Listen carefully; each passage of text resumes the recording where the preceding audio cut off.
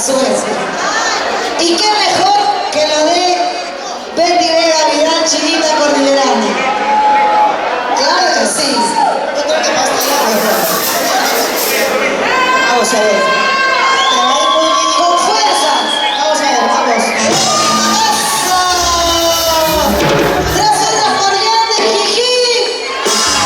Jijí. Jijí. Vengan los aplausos para ella.